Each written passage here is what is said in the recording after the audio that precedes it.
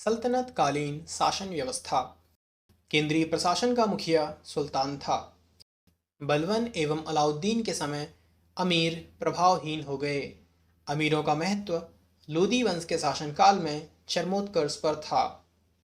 सल्तनत काल में मंत्रिपरिषद को मजलिस ए खलबत कहा गया। मजलिस ए खलबत की बैठक होती थी।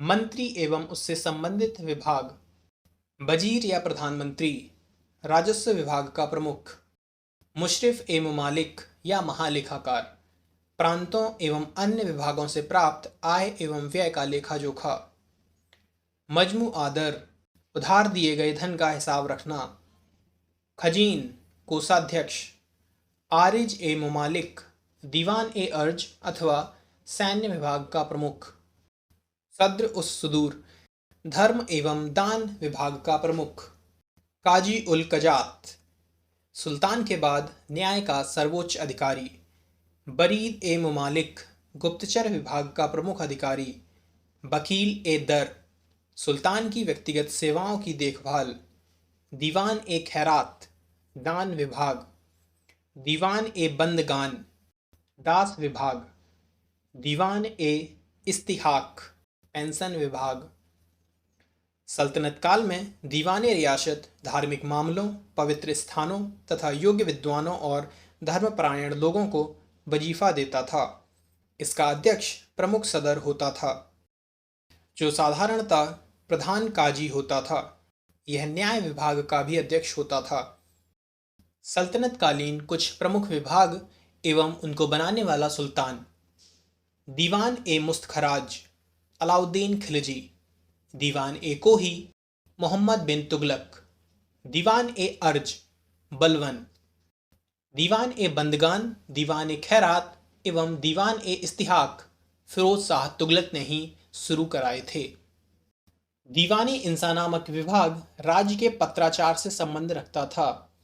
साम्राज्य के विभिन्न भागों में चल रही गतिविधियों की पूर्ण जानकारी के लिए दूतों की नियुक्ति की जाती थी।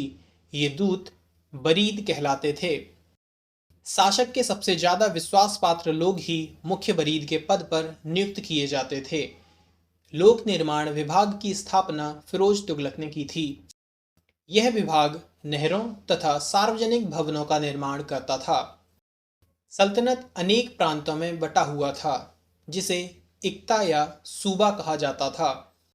इक्ताओं को सिकों या जिलों में विभाजित किया गया था, जहां का प्रमुख अधिकारी सिकदार होता था, जो एक सैनिक अधिकारी था।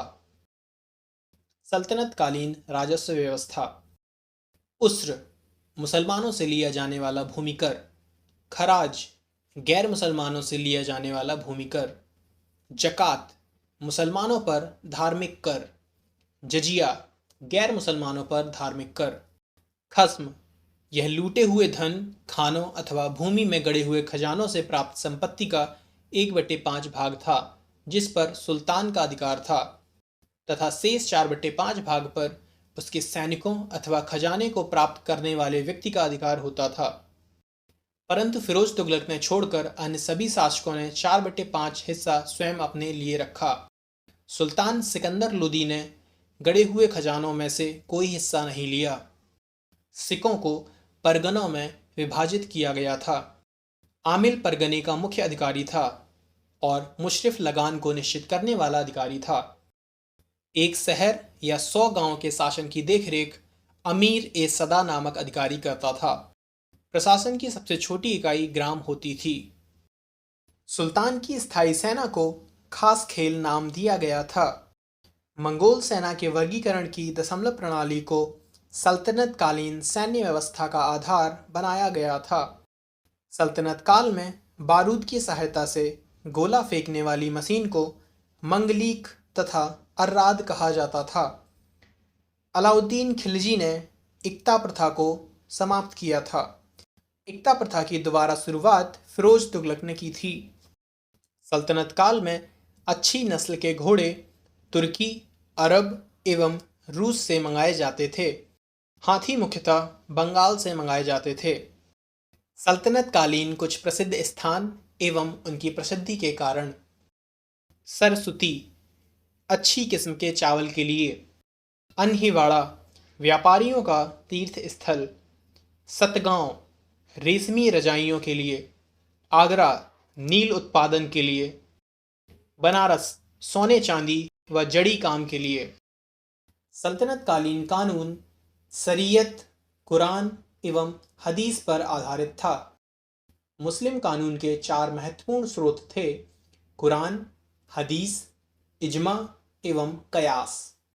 सुल्तान सप्ताह में 2 बार दरबार में न्याय करने के लिए उपस्थित होता था।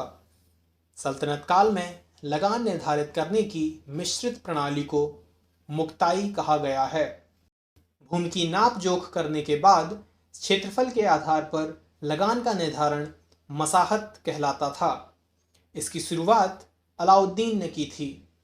पूर्णतः केंद्र के नियंत्रण में रहने वाली भूमि खालसा भूमि कहलाती थी। अलाउद्दीन ने दान की गई अधिकांश भूमि को छीनकर खालसा भूमि में परिवर्तित कर दिया था। सल्तनत कालीन मुद्रा व्यवस्था चांदी के टके और तांबे के दिरहम पर आधारित थी। देवल सल्तनत कालीन में अंतर्राष्ट्रीय बंदरगाह के रूप में प्रसिद्ध था।